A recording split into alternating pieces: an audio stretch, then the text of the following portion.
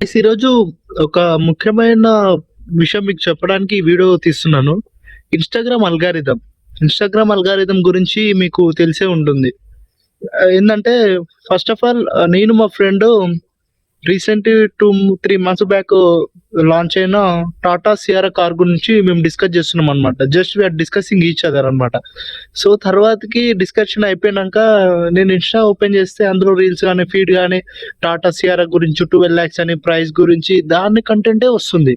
నేను మా ఫ్రెండ్‌తోనన్నా, "అరే ఏందిరా ఇది మనం డిస్కస్ చేస్తుంది ఇట్లా వస్తుంది. నా ఇన్‌స్టా ఫీడ్‌లో వస్తుంది" అనంటే వాడు గూడా అవును మామ నాకు గూడా అదే వస్తుంది అని అంటుండు. తర్వాత మేము కంటెంట్